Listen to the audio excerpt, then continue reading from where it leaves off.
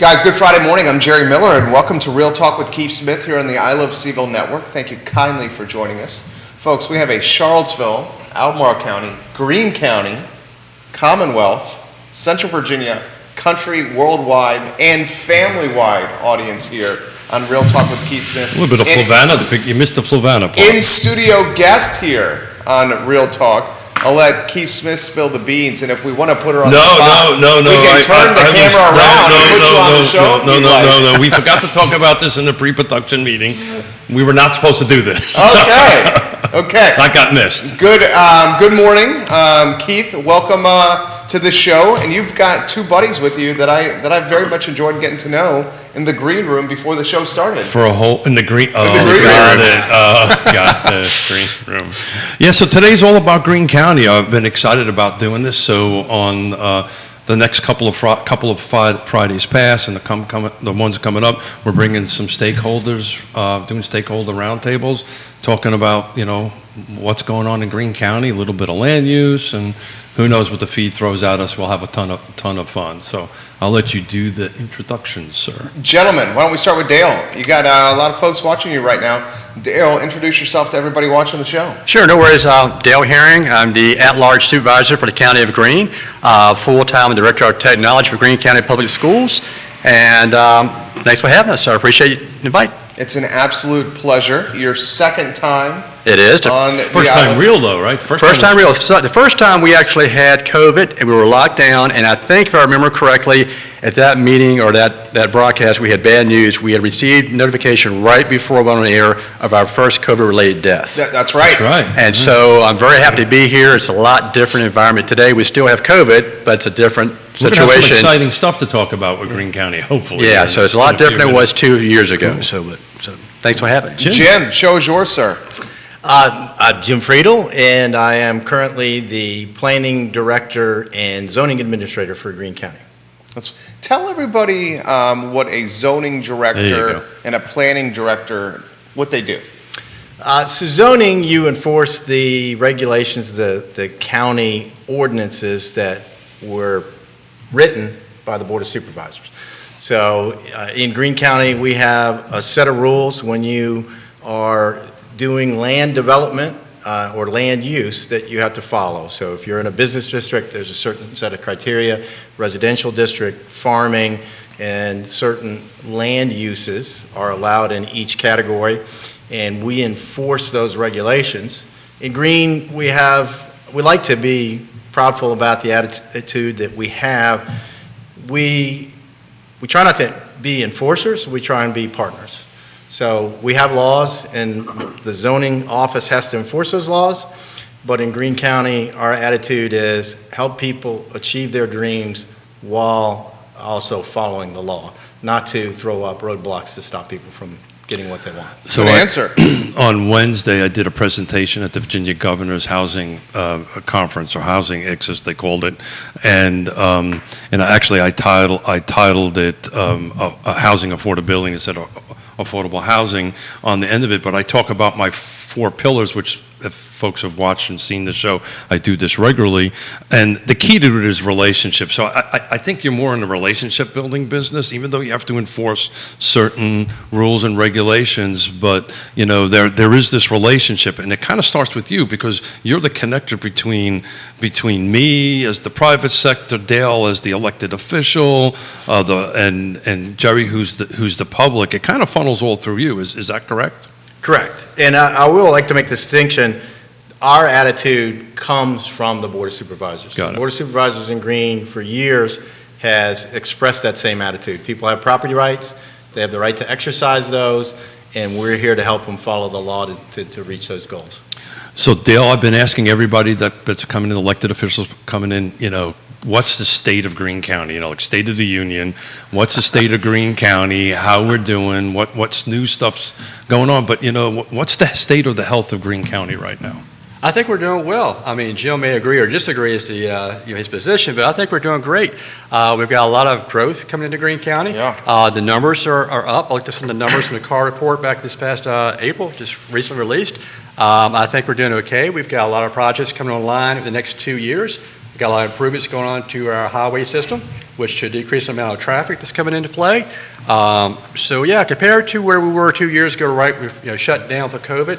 Right now, things, they were booming then as well, but I think we're on the upswing. I think things are looking good. Even the sales tax was low in Greene County in the free enterprise report. If I remember correctly, we were like 5%. Neil Williamson. Yeah, close to 5%.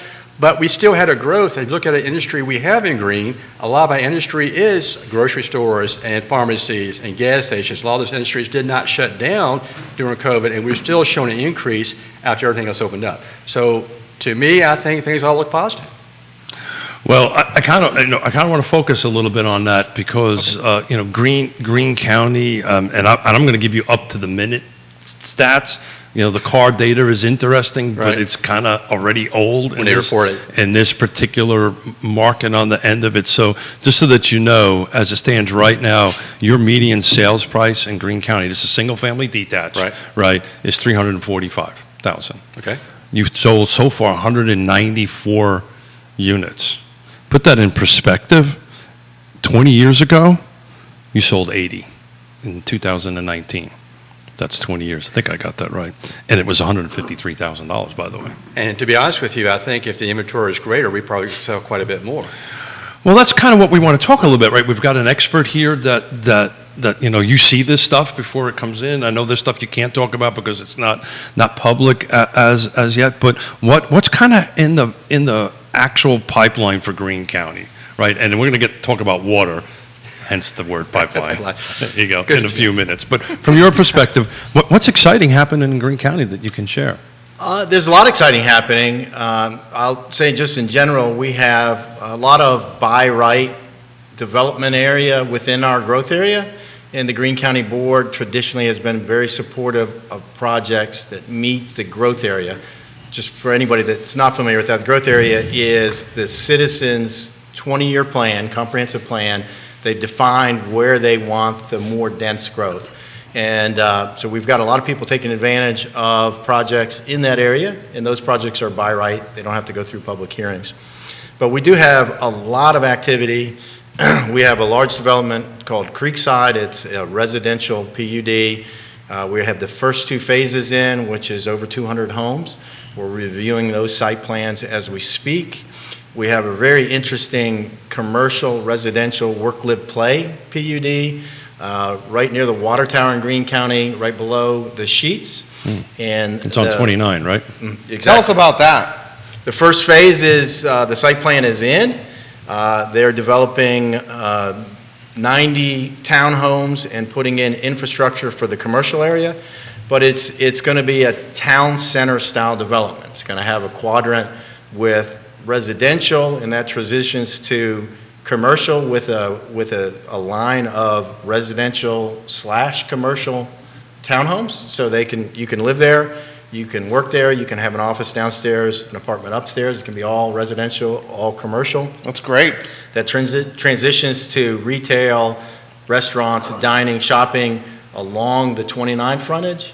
And then the northern portion of that is to be a commercial campus, a business campus. They refer to it in their marketing as a Google-like campus, but they're marketing now for tenants for that. It's a very exciting thing. It's something where you can park, you can walk. If you live there, you can walk to work, you can walk to restaurants. I live across the highway. I'll be able to go over there, park my car, and just enjoy a walk and commercial opportunities with my family. You're a biker also. Do you bike in Greene County? I do. Beautiful place to bike. How many miles do you usually put in? Lately, I haven't been putting that many in, but usually I'll do about 60 to 80 miles a week. There you go. Then I try That's and legit. run. So, Dale, we're talking all about this great project coming up. I'm going to go water as you. Okay. Two things I'm probably going to go on. Water and broadband, right? Okay. So we can talk a little bit about that to get folks updated. But just from our perspective, on our side of the table right now, the number one question folks are asking is, do I have broadband, right? So we talk a little bit about that here in a minute. And then from a developer side of it, and before I go see Jim, what's my water and sewer and infrastructure? And you guys are in the middle of something there. We are. Which one do you want to address first, broadband or water? You tackle whatever you want to tackle. All right, well, broadband's going to be the easy one because we won the Valley grant, of course, partnered with CVEC. As a matter of fact, we received information today the contract is ready to sign for Greene County. Good. So that'll go before the board in June. And so Greene will So how have much money was that? $2.6 million from our end. And I want to say it's $13 million total for the Greene County. I can't remember exactly. I looked those numbers up. But I know I got I remember it actually would pass about number of homes here I had written down somewhere. But now basically 3,500 homes in Greene County, 430 miles of fiber. So what will happen is that will bring broadband to Greene County.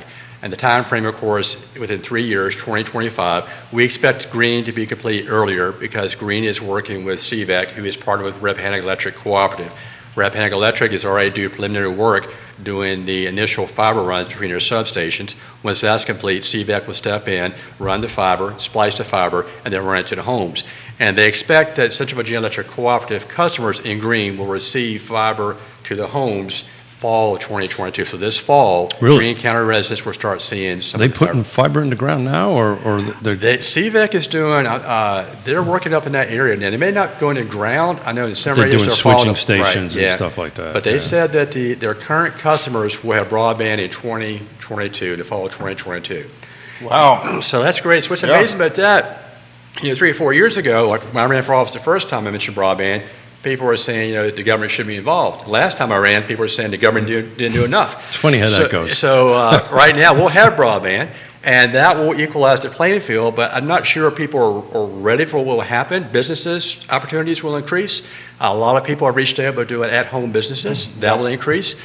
Virtual learning for the schools can take place at a greater capacity. And of course, the real estate values will go up when broadband's in place. That's a proven fact. So that's the positive part of broadband. I can go right into water if you want to. Please. You're on a roll. All right.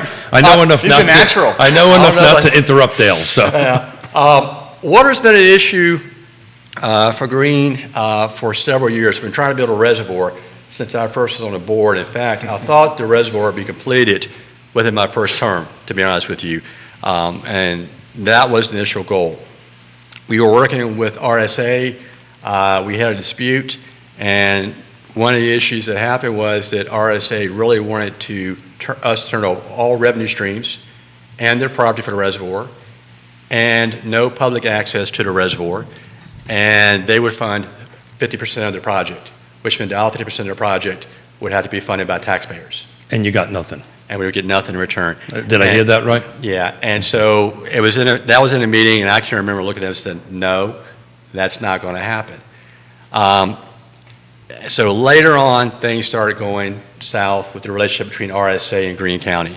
The good news today is that a press release came out yesterday. All three boards, Madison, Orange, and Greene, have approved a resolution, have voted on it, and it passed to allow Greene out of RSA. The RSA board itself, which is 6 members, 2 members from Greene, 2 members from Orange, and 2 members from Madison, also voted to let Greene out of RSA. Good job. And the press release came out yesterday with the conditions of that withdrawal.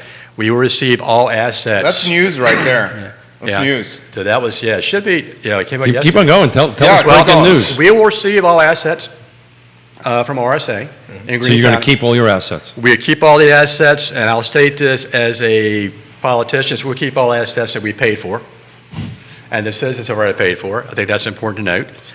We'll receive some funding on the backside because of the From? funding, RSA, Really? because we contribute to their revenue stream.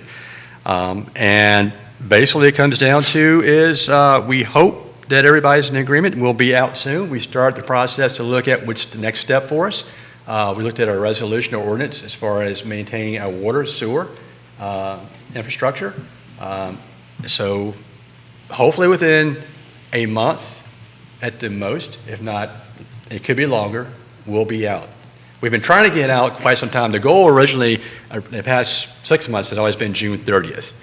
So that could be a shot in the dark right now, but that's our goal. So Jim, we sounds like we're going to actually get control of our water system, right? We got fiber coming. Got fiber Right. coming. What does this mean in your world? Well, just You're about to get really a busy. couple small add-ons there. I need an assistant. Greene County, in essence, we control our own destiny with water and sewer, and we have several I think over $100,000 of grant opportunities that we're requesting moving forward to help pay for the new infrastructure replacement. Most of the infrastructure in the ground, the new pipes are 40 years old. So there's a lot that needs to be replaced and improved, and we've got plans for all that. Anyone that's a qualified water operator and water engineer, we're looking for good people too. So are you guys looking to outsource it, or are you going to create your own department for it? We're looking to create our own department. We may have to outsource part of it to start until we can get a full staff, but we're seeking qualified people and good people. We also are very interested in the current operators at RSA. If any of them wish to stay and remain in their jobs, we'd love to have them. Well, And, today's employment environment, that may be a bit of a struggle. So talk to me a little bit about capacity. You know, in my world, you know, and it's about capacity, right? So how much water capacity you guys going to have, and how much sewer capacity you guys are going to have? Because that kind of equates into homes and businesses and stuff like that. Sure. Right now, our capacity is 1 million gallons a day. Water. Yes, and we're about 65% of that capacity. It's interesting, we were trending about 55% of that capacity, but there's been a COVID bump from all the people staying home, Sure. working from home, and it jumped about 10% in the last 2 years, but it's remained steady. So we have a project that's already planned. It's already ready to go. It's shovel-ready. That'll take about 3 years, start to finish, maybe 3 to 4 years to have it completely filled. And that triples, or 3.5 times increases our capacity. So we'll be at 3.5 million gallons a day capacity. Of water. What about sewer? Sewer, we have many fewer sewer customers. Our treatment plant right now is about 50% capacity. So we have quite a bit of capacity available there, and that was designed so that it could easily be doubled. Neil Williamson's wondering about fiber on Fredericksburg Road in the fall. It's come to everybody except the Williamson household. I had a feeling that. The fiber, the beginning fiber will start in the south central and He's gonna get serious. southwestern part of Greene County. So Simmons Gap Road, Selt Road, the Dike area, and then the Standardsville Power Station. They'll spread out from there. The western part of the county has the highest need. Dale talked about that. One of the transformational changes is having internet access allows you so many opportunities. I mean, we're on an internet TV show right now, right? That's right. So you've got a huge equity difference between eastern Greene County, where everybody's served with broadband, and western Greene County. It's about double the median income in the eastern half that it is in the western half. So we have a ton of folks that actually watch and listen, and some of them are not from the region. So part of what I want to talk about when you kind of do this, so when you say western, you're thinking Standardsville, right? What and that type of area. So really, Quinqui West, just about the whole half of Greene County, from central Greene County west. And one thing I want to point out too, there are people in the eastern part of the county that have broadband service, but it's very poor service. A lot of users in Greene who live in the Ruckusville area who aren't being served by Comcast and other major providers might only get like 1.3 meg download speeds. So they have access. It's a DSL technology, of course, and it's a very slow, and the further away from substation, the slower the speeds. So, getting back to Neil's point, there are a lot of people in that area who have a connection, but it's nowhere near what it should be. So I was just going to say, research in the documents, Neil Williamson can afford a hotspot, so he'll be at the end. Knew you were going to get that in there soon. I was waiting for you to work that in, that zinger in there. So Jerry and I talk about this all the time on the Neil's show. chuckling. And we ask our guests all the time, particularly the real estate side of the house, the realtors and the folks in that sphere.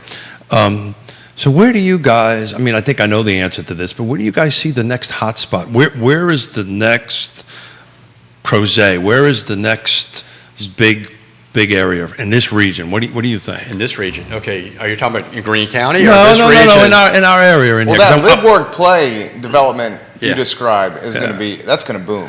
So Jerry and I debate this all the time, and I think you guys are in the top running, but I'm not so sure you're first place. But where else in our footprint do you think the next little boom is going to be? I'm going to be honest with you, and you may disagree, Jim, I'm not sure. I think, well, of course, Ruckersville is going to change dramatically in the next 5 to 10 years. You know, with the VDOT workflow coming through, with the developments taking place, the proposals for different businesses that are coming in there, you can see a significant change in Ruckersville. In 5 to 10 years, you won't recognize Ruckersville for what it was today. That's what I tell my kids that. But I think Stanardsville, to be honest with you, I think small town of Stanardsville, I think that in 10 years, you're going to see a dramatic shift in Stanardsville. It may not be as the quantity you might see, for example, in an Albemarle County area, but I disagree with you. I think Standardsville's, and that's the reason I threw this question out. Yeah, they're ripe. Right through there, they're kind of like the unknown gem. Everybody's quiet, it's peaceful. You get the bypass right there. The bypass, when it came through, Stanardsville's forgotten for a number of years. They're right there, and I think that once we get the water under Greene County's control, and we have that going, I think Stanardsville is ready to grow. And again, it won't be as significant as you see in Ruckersville and type of growth, but it's going to be a significant growth. And I look at places like in Gordonsville or Scottsville, a town type environment that's going to change dramatically over the next 10 years. Jim, what do you think? I agree completely. I think Standardsville is an undiscovered gem. There's not many places in the Commonwealth of Virginia where you can have that walkable, compact village feel, where you can live on Main Street, walk down to a restaurant, walk to other commerce, the bank, lawyers, and it just needs some additional housing. There's a lot of by right property in Standardsville, and as the population comes in and businesses come in to serve that population, Standardsville is just a beautiful opportunity for a town. The town's done a lot of work with assistance from the county with the streetscape projects. The infrastructure's there. It's ready to be a really cool little gem of a town. So I was part of that because as the treasurer of the Thomas Jefferson Planning District Commission, got too many Thomas Jeffersons in there, on that end of it, I had to actually, because the funding ran through the commission, and I was writing checks and for the work that you guys did on the streetscape, which was a scary thought that they were allowing me to write checks, but that's a whole different issue. That's a topic for a whole different day.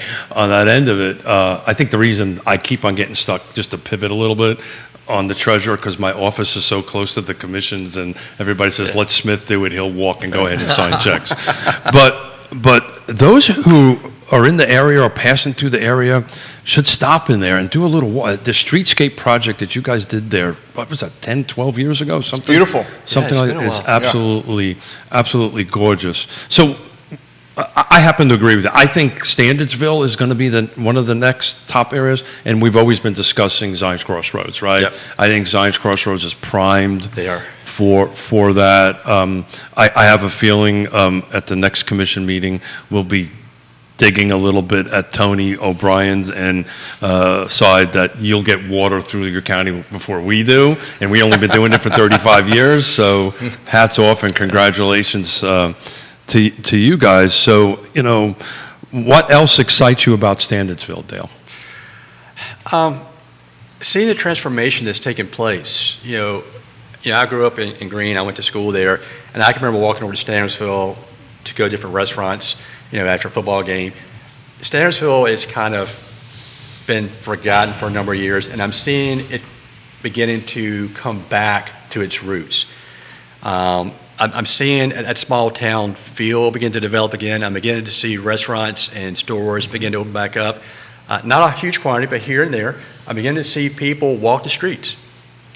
So we have the farmers market up there on Saturdays now. We have a lot of events. We have the Pottery Festival, the Arts Festival. Concerts are taking place now on a couple of months, taking place up there. So it's developing very much a community feel that people can get together in the town of Stanardsville, no matter what part of Greene you live or where you live at. You come to the town of Stanardsville and you get that community, small town feel. And I know we've got a lot of areas in Stanardsville that are just ripe for development of some type. So that's the county seat also, right? Yes, it is. Yes, sir. What can we do about getting tourism dollars to Greene? To be honest with you, I am all for tourism in Greene. I want people to come to Greene, I want people to spend their money in Greene, and then go home. So that is one of the things that I'm all for. We have a number of Airbnbs in Greene County. Of course, we had the glamping proposal that came before Greene in April. That was voted down 4-1. I voted for that project. I felt like it was a good project. I understand why some people were against it, but I think that have been very beneficial to Greene to have that project in Greene County.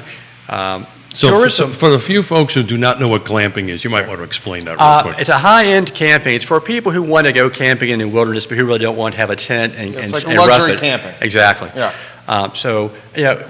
Greene, we advertise ourselves as the gateway to the Blue Ridge. And if we want to keep Stanleysville and the western part of our community rural in nature, we've got to find a way to bring industry into Greene that has no negative impact on that beauty. And what's the best way to do it is by tourism. If you try to rely on housing, so for example, if you want businesses to come in, if you want retailers to come in, they have a certain number they need to qualify before they open the business up. So you got to raise the number of homes and the number of residents. That's always a negative impact on your tax revenue, because now you've got an expense to maintain the fire and safety services, the school environment. And then when the businesses come in, you begin to equalize, and you might pass that point and bring additional revenue in, but it's a repeating cycle. Tourism is where you develop something, people come in, they spend money, and they leave, and does not have a negative impact on your infrastructure. And, we were talking about Mr. Rutherford earlier. Hopefully he's listening. Nelson does it right. I will give them credit. I'm not saying that Mr. Rutherford did it right. I'm just saying Nelson did it right. He'll take full credit for it. I know he will. He's talking about the Honorable Jesse Rutherford, Board of He'll take full Supervisor credit in for it, Nelson by the County. But, Two honorable gentlemen on this set. Two are not honorable. Guess which two are not honorable? They're at the head of the Do table. not talk over about Judah like that. Sorry. Another point about tourism, we do have a very successful tourism operation with Lydia Mountain Lodge. Beautiful facility, and they are coming forward to the Planning Commission in July asking to expand the number of cabins, add a pool for guests. So it's a operation that's already in existence. The density doesn't increase very much, and it adds a lot more opportunity because all of their cabins are booked virtually every weekend. So I didn't get a chance to check this percentage. Did either one of you gentlemen or Neil know what the percentage of your tax base comes from residential? I know in our county, Fulton County is 96. You guys know? Neil will probably chime in with it at some point and correct. Neil knows that it's relatively large. It's surprisingly a little more balanced in Greene the last time that Neil published it between residential and commercial than one would expect in comparison. I think it's to some of the growing, counties. isn't it? It's been growing, right? It is. The commercial's been growing. Residential percentage has been dropping in the commercial, the Correct. business portion. It's And still nowhere near the ratio that you'd like to see. so what is that perfect ratio in your mind? I believe they recommend 65-35 is a goal. Yeah, somewhere between 30 and 35%. But how many people actually really achieved entity? many. Not very many do that. How's housing affordability doing? Oh, there in you go. Greene? you want me to address it? You want to take a shot at that? I think that we have the same issue in Greene County that we do everywhere else. Well, you just told us $341,000 is the That's the median sale. home. That's the sale. The sale price is I rounded it up. It's $345 year to date. That's as of January 1 to today. So that's the median price, which is the middle of price of It homes takes the sold. high and the low out. That doesn't show you the fact that there are very few homes in the $200,000 range that So ever would come on the you want to market. take a gamble? I ran the numbers this morning. You have, whenever I do this, I always drop new construction out because it really skews the numbers from days on markets and everything like that. Would you take a gamble of how many units that you have available for sale in Greene County, as it stands right now, active, no new construction? How many you have, and what do you think the lowest price is? Guess, guys. Active listings? All single-family detached? Single-family or- detached, no. You guys don't have much attached inventory in Greene, do you? We have No. You're about ready to three get some. apartment complexes. Yeah. We have Yeah. quite a few townhouses coming online. Yeah, so apartments, as you know, doesn't kind of count in this attached, Like and for so sale, it's like a yeah. townhome kind of thing. You're about ready to have some, but at the moment, just single-family detached. You're not going to find it in Well, cars I'll number. stick a Yeah, I'm trying to get a good guess I'm here. trying, I'm trying to get a good guess. I'm trying to pay you back for the Lowest- little wisecrack you did when you You first. love that. okay. He's looking at his folder. Lowest cost house. Put the folder away I'm there, trying to Dale. get a little. Put the folder away. I'm trying to get a Dale. good guess. I don't know. Let me put I it. would say- It's. $215 for the lowest cost. Oh, you're not even close. No? Oh, it's more than that? Oh yeah. I'm going to say about $285 for the cost and probably about $84 in listing. So you've got 13 homes for sale right now, single-family detached in Greene County, active. Just 13, okay. There's 13. No new constructions. They got to drop Okay, that all. yeah, all right. Drop that all out of it. And the lowest number is drum roll. 387. Wow. What's the highest? You'd ask me that. Hold on a second. Give me a second. In the fives, 530, 540, 550. So obviously, the housing shortage in Charlottesville and Albemarle is very much impacting Greene, like it's impacted Fluvanna, like it's impacted Zion's Crossroads and Louisa and Gordonsville.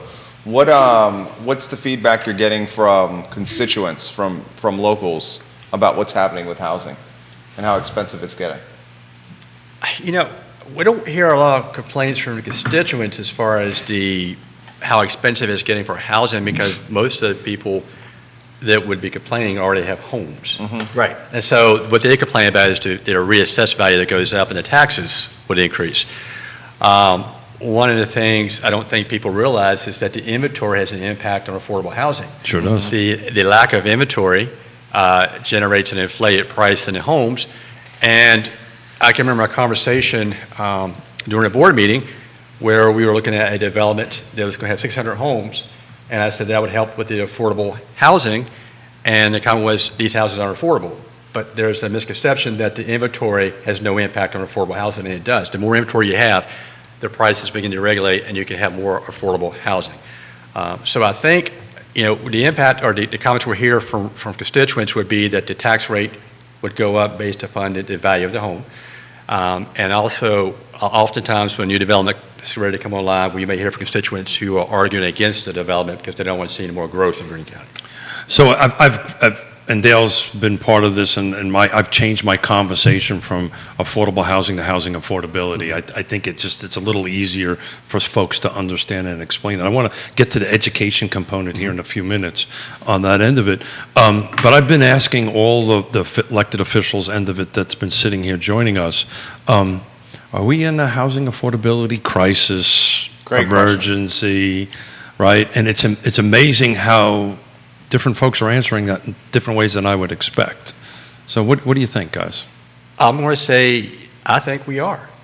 I think we're in a situation, now other parts of the country are in a different situation than we are. But if you look in this area, we're pricing homes out of reach of our most important community members. You look at the teachers, Fire and rescue. and that's Yeah. the Greene's going to be addressing pretty soon, the paid fire and rescue service. So they can't afford oftentimes to purchase a home in an area in which they live. So what do? How do you make it more affordable to bring in the people you need?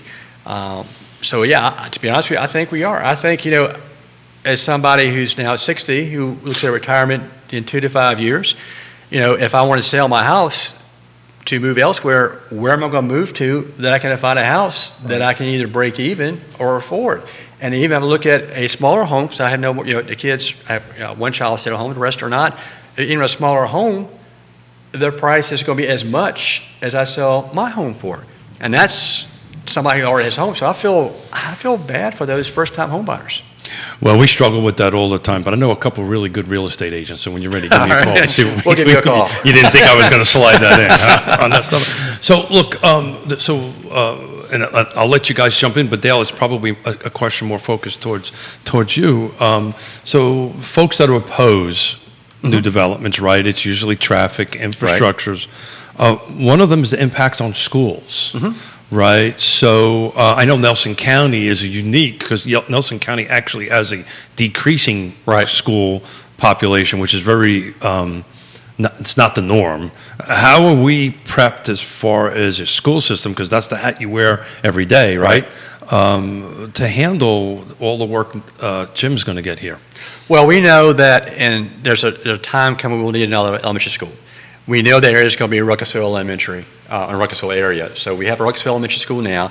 We know that in the future we're going to need another elementary school, and we know that the way growth is taking place is going to be in the Ruckersville area. As a matter of fact, the one development that came forward was proffering property for a elementary school, was proffering 17 acres. That did not get approved, but the chair of the school board came before the board of supervisors saying that's where the growth is taking place. That's where we will need another elementary school. And the comment he made was it's on the right side of 29. And there's two ways to look at that. It was actually on the eastern side of 29, and that's where our growth is taking place.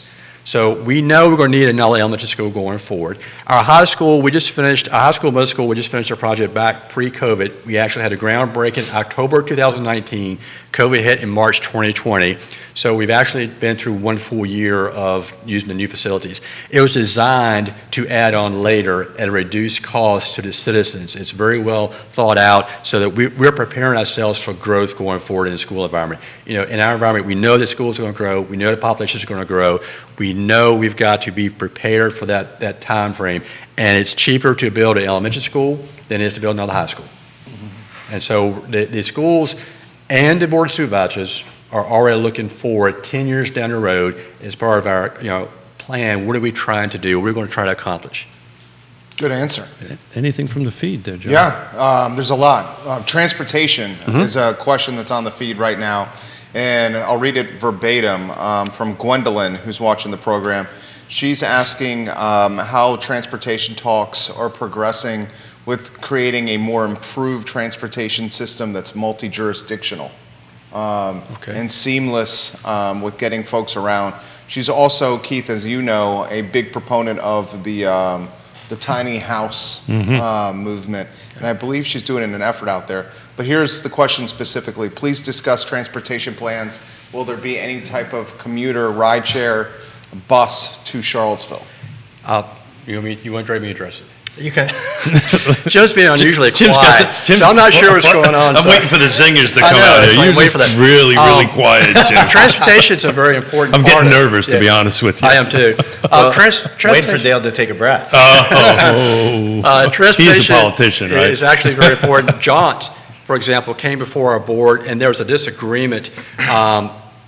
We had a lot of complaints concerning the jaunt in reaction. A lot of riders were not being picked up. They get calls, they told them, we can't pick you up, we can't take you there.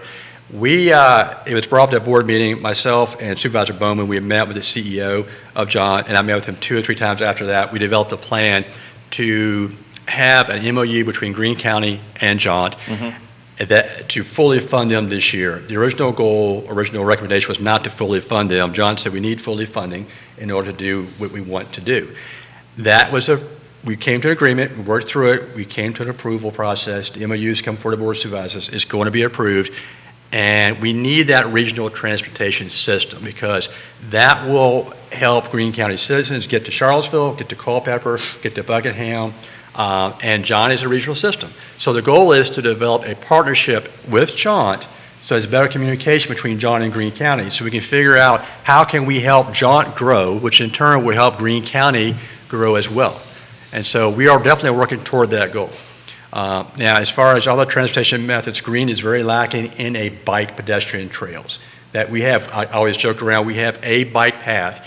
When it was built next to Sheets, everybody came to see it, and that 100 feet of bike path right there, people come by and just look at it. That's the only bike path. Well, you just watch Jim go back and forth, back and forth, back and forth, so back and forth. we are lacking in there. But yeah, so that's what we're doing as far as our regional transportation system. And I'll let Jim chime in since he's been quiet over there. As far as, I'll just say Jaunt has been successful, I think, in improving transit in other communities. They took over in Greene right when COVID hit, and simultaneously when they had some leadership issues in Jaunt, I believe that they have a lot of room for improvement and will improve the service in Greene. Ted Reek is doing that. Yes, the new correct. CEO of Jaunt. Yeah. We've had him on the show. We've had him. He's looking to stabilize leadership with Jaunt. We talked about a uniform brand for the region, where it was a transportation brand, where all these splintered services, and you got UTS, you got UVA, you got CAT, you got Jaunt. Do you ever see an opportunity to have a uniform transportation brand for Central Virginia, one entity?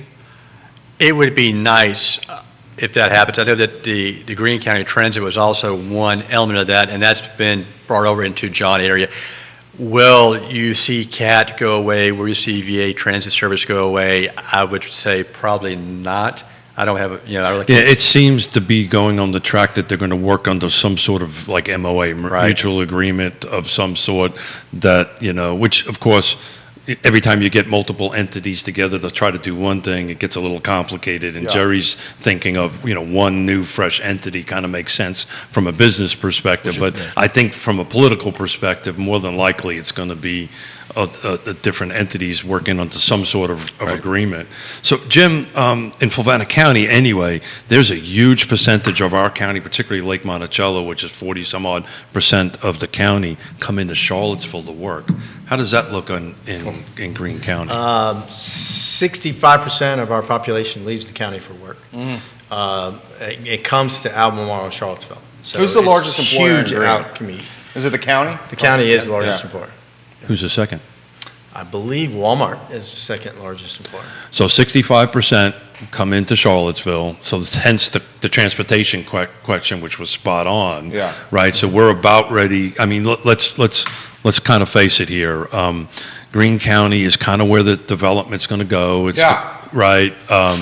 You're going to get increased in rooftops, and this partnership probably needs to get tempoed up a little bit so folks can get back and forth, because I don't know how you all feel about it, but we've been talking about this, that I think we're kind of get to more of a hybrid, right? You're kind of seeing a little bit less at home work and a little bit more in the office. Are you seeing that in Greene Absolutely. County? We are, absolutely. And I think that the transit is a pretty easy solution, because we literally can come from Standardsville to Ruckersville to Hollymead. Right. And then we're in the regional system. Right. And you could have a few of those a day in the commuter hours and solve transportation for a lot of That's people. the reason why I think Standardsville is going to be really, really quick. You can get on that bypass pretty darn quickly, get to 229, pretty darn quickly, and get in. The traffic, depending on the time of the day, could be a bit nutty, but And it'll be helpful. We have 120 apartment independent living senior for middle-class seniors, not starting, the site plan came in yesterday. So that's already zoned.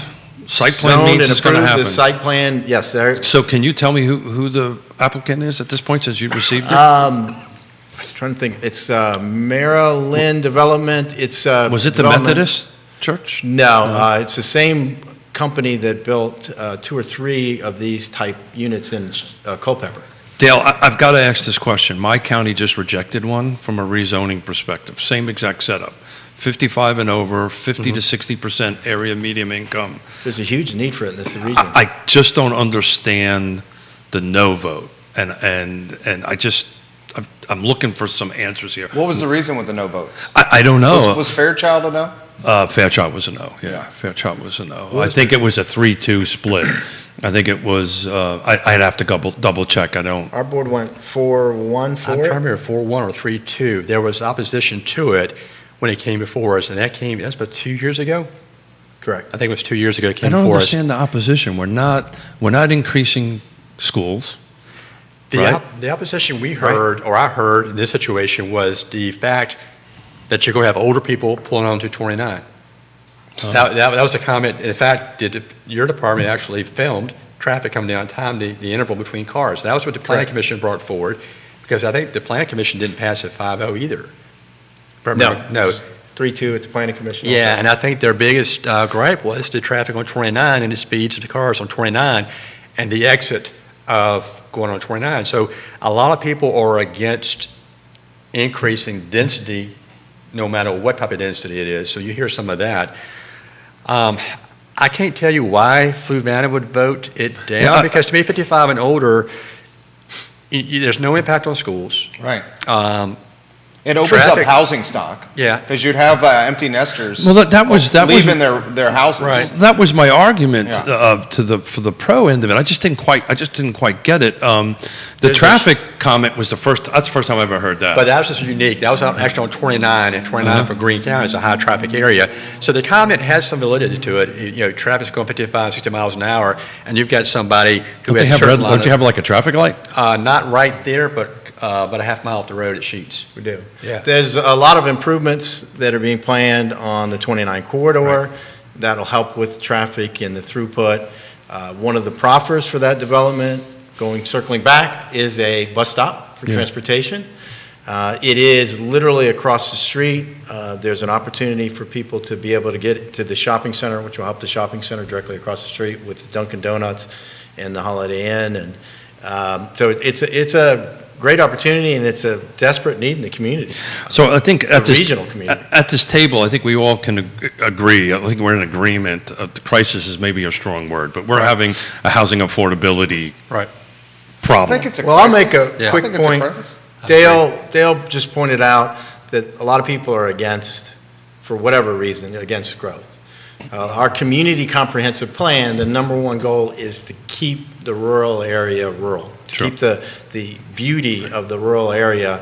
So we have a growth corridor, and it's along the 29 corridor. That's where the infrastructure is, that's where the transportation network is.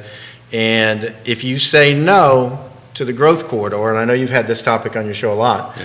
If you say, no, I don't want new growth in the Where's it growth gonna go? area, that growth is Yeah. going to go in the rural area, and you end up with Sprawl. sprawl, more traffic issues, Yeah. more problems, less beauty, less rural area. Well, and the costs go up. We saw that in Fluvanna. Yeah, and I love my county to death. I've been there since 1987, and I don't want to get run out on a rail from the county, but I just didn't understand it.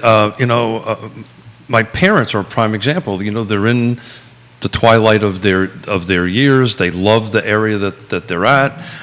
If there was a place that they could go to that was a little 2-bedroom unit, we could have sold their home, cashed out. The market is good, so we would have created inventory. Right? They would have stayed in the community, and I just don't quite get it.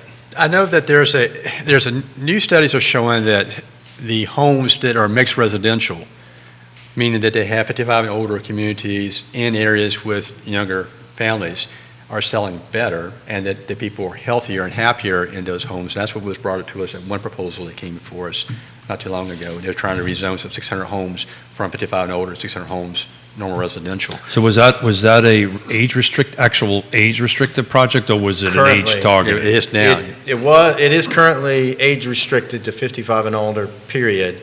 The proposal So you might want to was talk. You might want to be- talk about the difference on that. Yeah. Right. So by the rezoning, and it's allowed in the state code, you can restrict to 55 and older communities.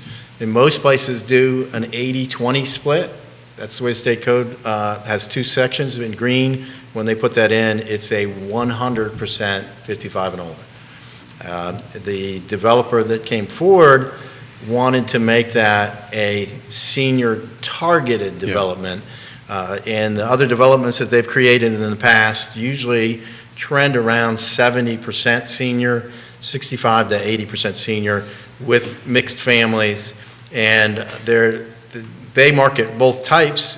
They have a harder time selling senior only because people are realizing when everybody's 55 and older and the average age is 80, you're going to a funeral every week, you don't have kids to mow your grass, you don't have cute kids walking in strollers, and it's not the same kind of community. So I actually developed the first 55 and over project myself about 100 years ago here in the area, and I think in history that's what happened. It's very difficult from a sales side, from a real estate side of it, to sell 55 and over because it really limits who you can buy, and it becomes an issue with heirs and all different kind of I didn't realize you'd been 55 and older that long.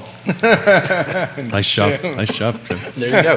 That's the Jim we know and love. I've been waiting, Jim. was You've been coming. super quiet. I will It's like circle back one thing. Ruckersville is You're actually another trying to be area. like really professional and everything. I doing a can great I wear- don't know job. what to do. Some I'm of sitting my here- friends are surprised when I wear big boy pants. I only put like a half a dozen bullet points because I figured I'd be defending myself half of the show today. One other point, Ruckersville is also an area of growth in Greene, and we are slowly working on changing our zoning. We've got 3 webinar that you can go to the Greene County Planning or Greene County Initiatives, look at the zoning audit webinars where we talk about how we want to move from traditional squares of Euclidean zoning where you can only have a shoe store in this square and you have to be 25 feet away from anything else to form-based zoning. And Got a it. key criteria from our small area plan for Ruckersville, the leadership of our board, is that we want to make Ruckersville a community. And to do that, we need interconnectivity for pedestrian access, for automobiles, we need sense of space, so we're looking for much more limited zoning as long as you create that community. If your project creates that community, it'll be a pretty easy buy right thing. We're looking at Let me make live, sure- work, play concept, so you would have maybe a 70-30 commercial residential requirement, and if you drop that to 20% residential, we'll give you a much higher density. So you're trying to do what Charlottesville's doing is with their FLUM future land use map, you're actually creating upzoning. Thank you. Creating new zoning ordinances within the growth area, so it's a by right. I don't have to go to, with all due respect, we don't have to go to Dale to get approval, because you know how difficult he is. And then we just come straight to you, which is going to be even worse. But I'm only No, I'm true. only- If you meet the basic community building, So where are we at in that path? we've collected information from stakeholders. We have the concepts of how we want to arrange it. We need to sketch it out and have some more public hearings on it to start really fine-tuning the ordinance. And it's a challenge. Personally, I think what I've seen, this is really form-based zoning. It's kind of a catch-all. You might want to explain what that is, what form-based. Form-based zoning changes the focus from deciding what the use is and having restrictions for every use. So, like, again, it can't, if it's a shoe store, it can go on this lot. If it's a tire store, it has to go on that lot.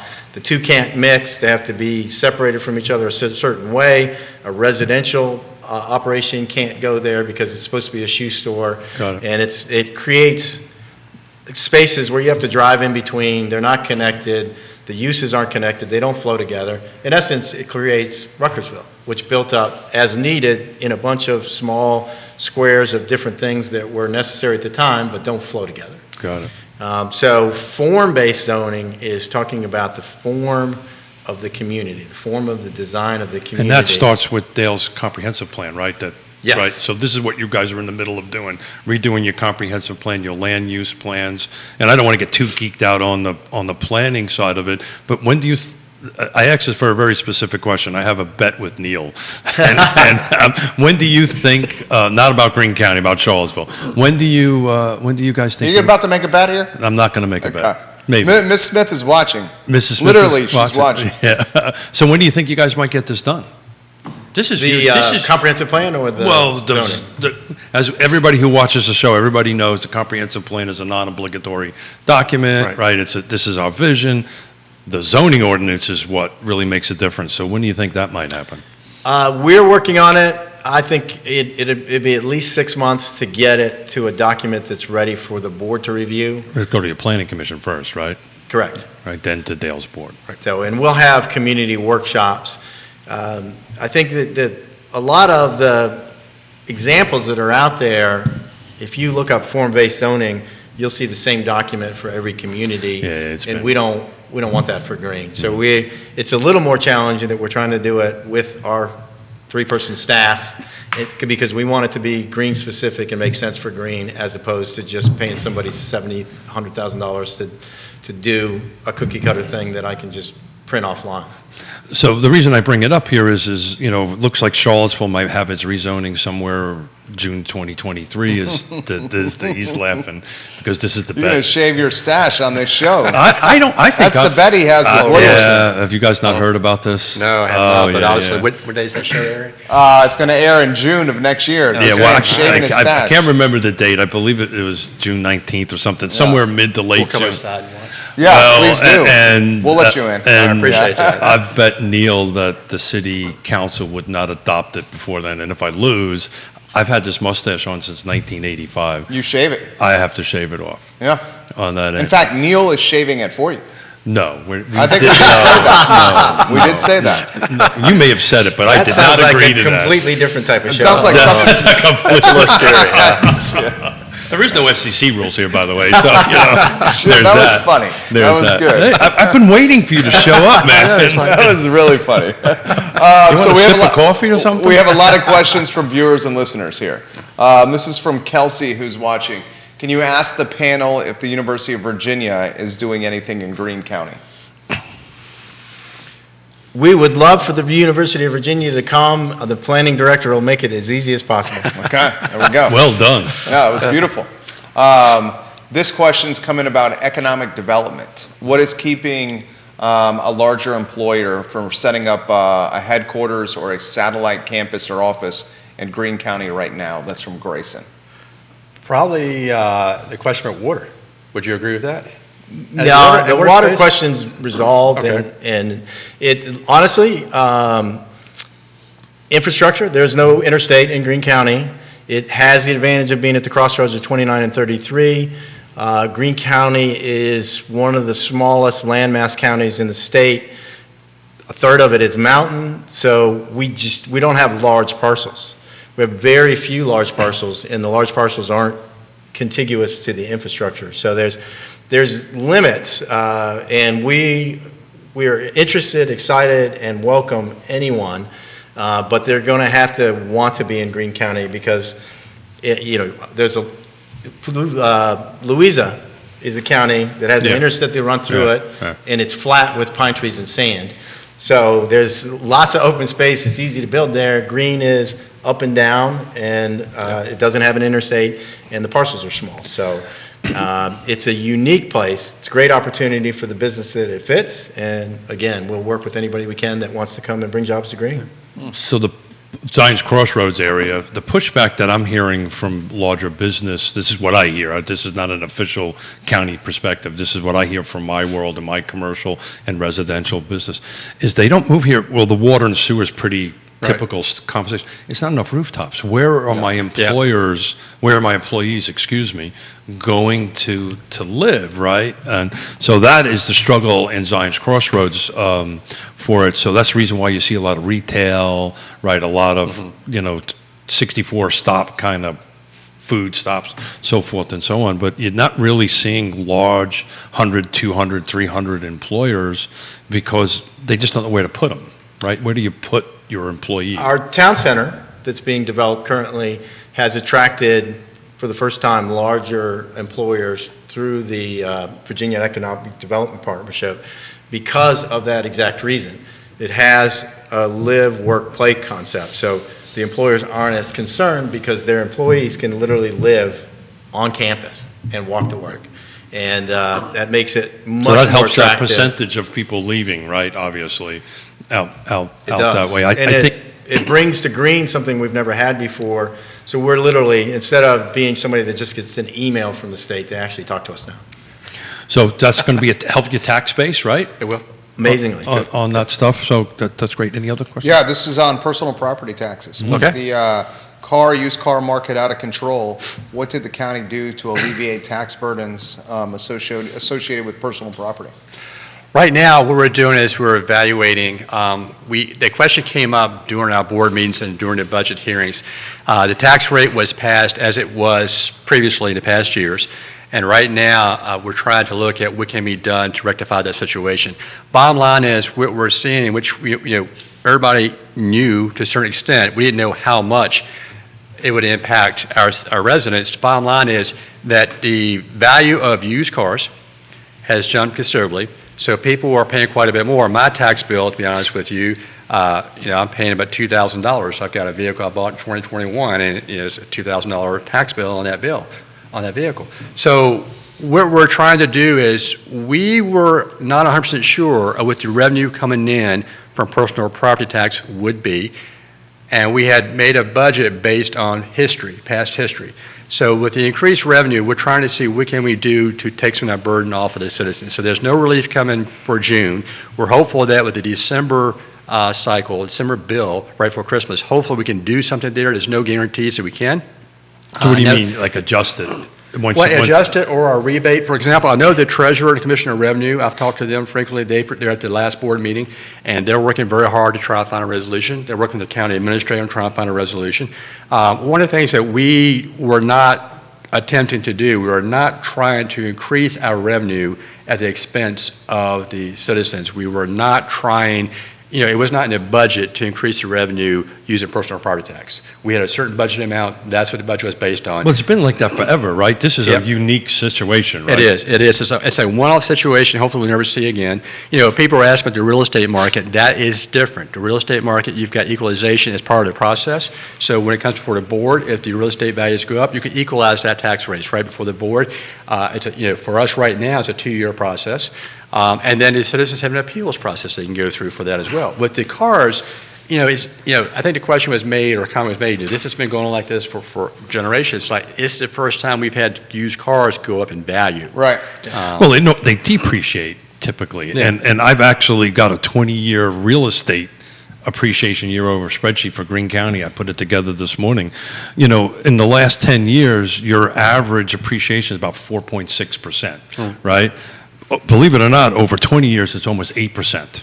Now, the number's jumping from 153 to 345, and that's a lot of it. And there's a few years in the middle that, in the time of great unpleasantness, there was negative numbers.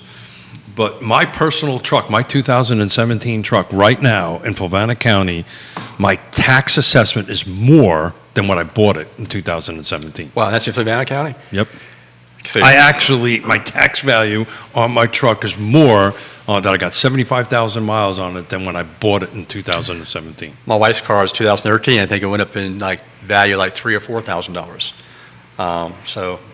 I think that's going across the country. It's not just across Virginia or Greene or Fluvanna. Well, I'm happy to hear that you're going to be looking at it, because it will go the other way. It will. Right? Once chip problem is solved, yada, yada, yada, it's going to go the other way. Yeah, and so what you got to be careful about is whatever you do now, chances are in next year, I'm hoping things are normal next year, although I said the same thing last year, the value should drop back down to a normal rate. Well, we've been talking about this for a while. I think this personal property is kind of the bubble in the room. Mm-hmm. That's the real, that nobody really seems to be talking about. MJR Cat is watching. She says, she's got a couple of comments. She's a Greene County resident, her family as well.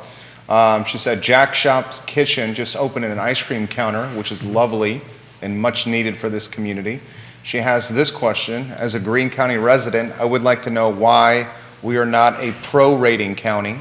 I have to pay for a vehicle I sold in February for the entire year, and the bills are staggering, $1,600 in June and again in December for our family. And what she's referring to is that if you own a vehicle January 1st, the way it's set up that you have to pay for taxes throughout that year. I don't know when that was set in place. You were on the board for a while. I'm trying to remember. It hit me the same way, so I understand what she's referring to, because if you have a vehicle and you sell it in February, then you pay for taxes on it for the entire year, and it's not prorated thereafter.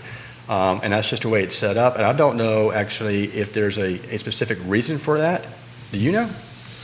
I do not. It's been that way for the 30 years I've been in Greene County. I actually think, if everybody remembers about the separation of powers in Right. Virginia, I think that's actually a treasurer's policy. So And I'm not trying to throw the treasurer under the bus. I'm just saying I think that is the office a good that question. has the responsibility for setting that policy. So It's a that's very good important to question, talk though. about, Jim. For those who've been watching and listening are not from the state of Virginia, right? We have quite a few of that. Explain that a little bit. The treasurer And is... it's been an awful long time since they took 7th grade civics, too. In I the thought you were referring tradition, to how long it took me to graduate seventh grade. So I'm sorry. Keith didn't Oh, I take didn't realize. seventh grade. Congratulations. I didn't Was it do this that. No. I'm just lying. I didn't quite make it that far. But anyway. our friend Neil claims that I'm an 8th grader. Come on now.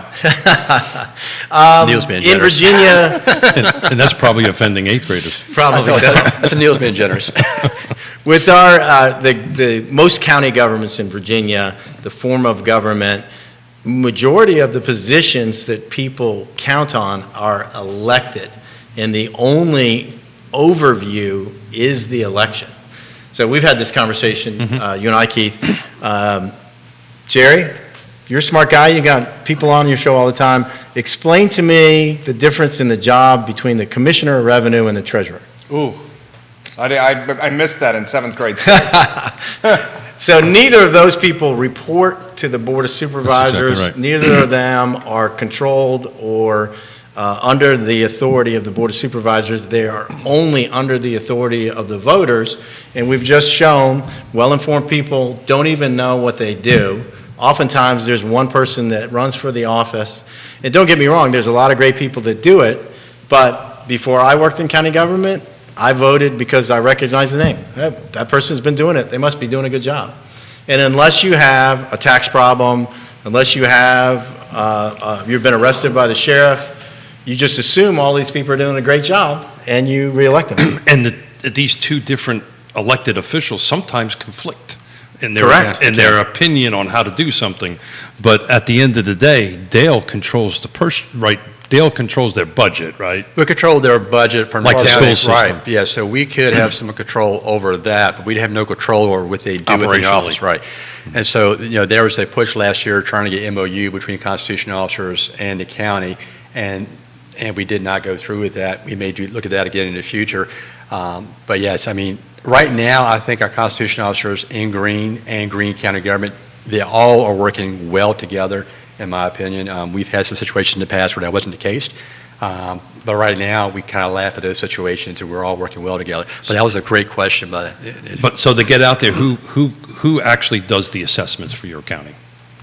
The property assessments are done by a third-party firm, a mass appraisal firm. But who engages that? Is it the county engages that, or is it one of these elected officials that engage? The board actually just had a resolution the other day to hire Got a it. firm, the Are you lowest bidder firm, to do a mass assessment. real estate or personal? Real estate. Real estate, okay, that's, yeah. Personal is, NADA, yeah. yeah, correct.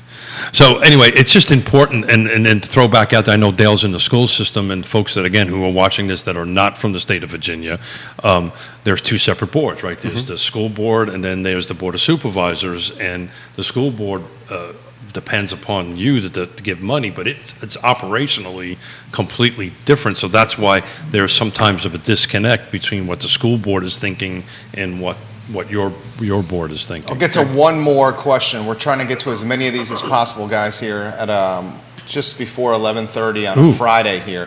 Gwendolyn, for you two gentlemen. When meeting with Steve Borders and Stephanie, is it Golan, several years ago, they both suggested that I do my small home concept international villas on land zoned recreational. What percentage of land in Greene is zoned recreational? What percentage of total size is Shenandoah Park?